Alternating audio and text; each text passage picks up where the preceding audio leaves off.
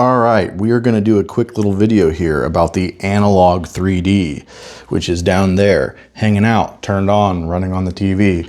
So there's a lot of people out there putting a lot of interesting takes about the console into the internet, and some of them are very opinionated, and some of them are, I don't know, people call it a scam product, they call it overpriced. There's a lot of things going on, and at the end of the day, it's night, and it all comes down to what you're willing to pay. That's really it. That's it. So what I wanted was a console that could be plugged in and have a little bit of features to make quality of life changes to your gameplay. So it speeds up the gameplay if you run in overclocked mode, so it's got a higher frame rate. You can do some de-blurring, you can do some texture filtering stuff. I like to kind of have a vanilla experience plus.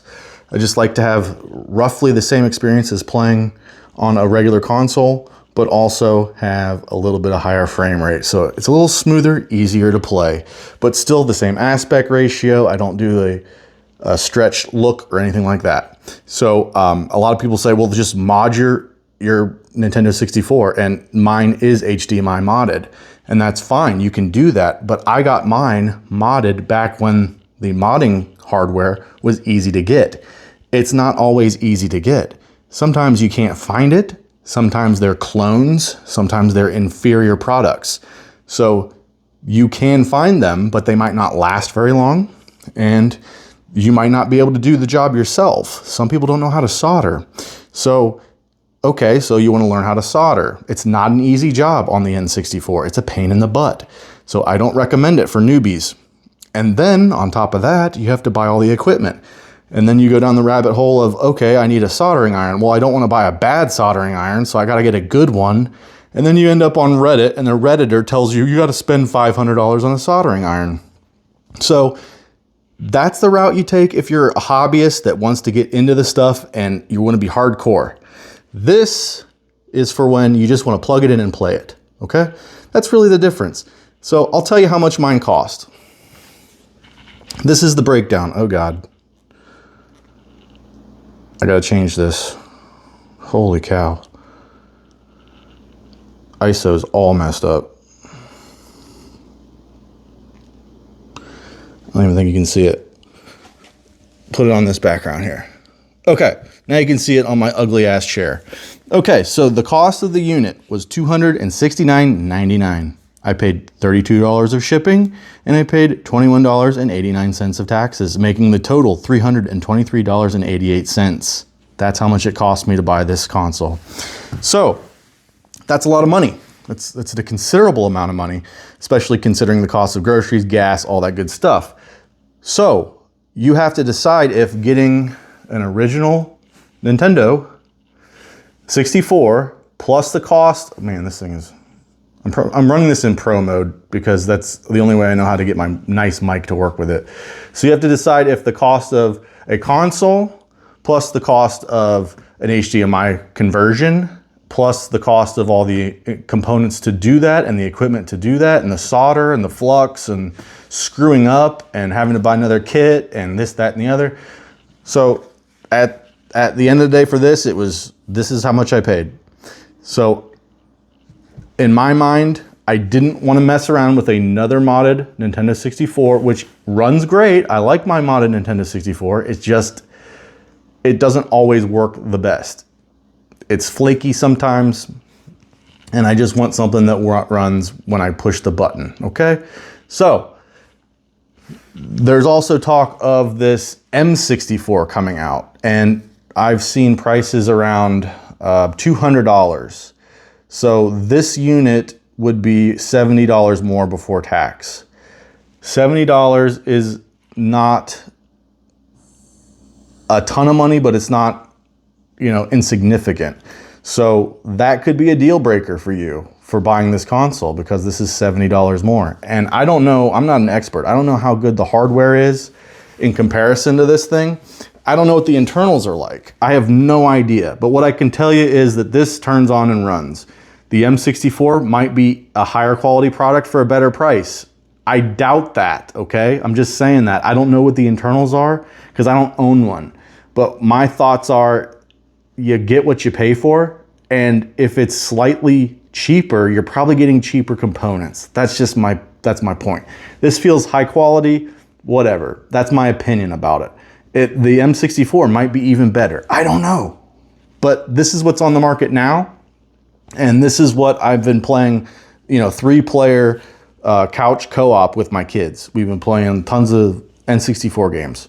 So what I can show you right here is I've got my copy of Majora's Mask. The case broke, so I had to, or the cartridge broke, so I had to print another cartridge because like the gold cartridges are known for like being inferior plastic or something. I don't know, man. I just play this stuff. So I've got this set up to play with basically not a whole lot of filters or anything changed on it. But it boots quickly. I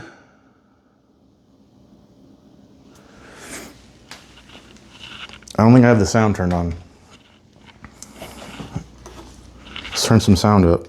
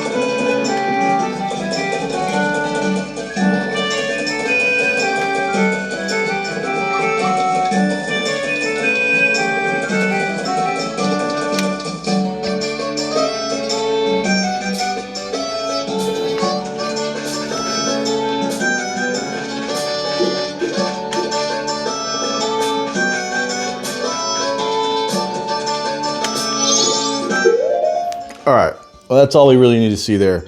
The point of this is it runs well. It's not, it doesn't like, it doesn't change your world. It is still an N64. It's still muddy textures. It's still, it's not an emulated experience at 4K. And I think a lot of people were expecting that out of this, but it is supposed to be close to running on a regular N64. That's really the point of this. And I think some people got really confused about what they were going to actually get out of it. They did not mislead you in that respect. They said it's going to be as close to an N64 modern as modern hardware can provide, and it is a emulated console experience. It's not emulating the game, it's emulating the console. And a lot of people can't get their heads wrapped around that. It is not an N64 hardware inside there.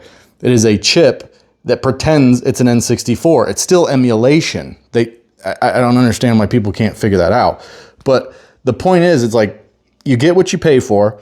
It is a lot of money, but if you're in retro gaming, you're used to spending a lot of money. I mean, Conker's Bad Fur Day, I saw selling for $150 the other day. And the nice thing about this is it also plays the multi-cart, like summer carts, some of the Chinesium stuff. It also plays, what's that? EverDrive. So it runs all that good stuff now that it's been firmware updated. So, at the end of the day, you're still getting an N64 that'll play most of the stuff, plug and play, easy. And yeah, you don't have to have the modded N64 that doesn't always work. It'll always have a special place in my heart, and that's my childhood N64, but I'm not playing it because it doesn't work that well. And I'm good at soldering, so that's not the point. It's that the kit I bought was a clone, and I spent top dollar for it. And you can't always tell if the kit is going to be like a name brand product anyway. So, modding and tinkering, you get what you get. Like sometimes it works, sometimes it doesn't. RGH3, Xbox 360, it just sometimes doesn't work. I don't know why. So it sits there, and then the Slim with the bad avatar hack works great. So whatever. Anyway, so yeah, be realistic with your expectations. This is not 4K resolution. It is giving you an opportunity to play old games in a modern way. All right.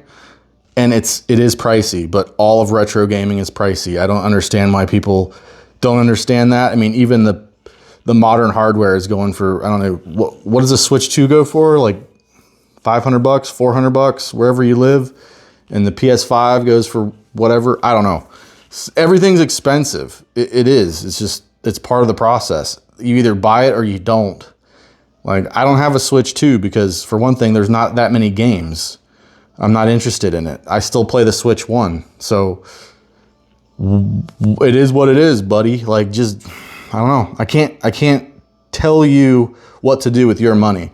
But for my money, this console, 3 controllers, playing with my kids was well worth it. And we'll be making tons more memories in the future and having a great time. So, yeah, your mileage may vary, but that's all I got for you. And stop clickbaiting. What's his name? Mad Little Pixel. That guy. I used to like his stuff, but man, he is on one most of the time. All right, later.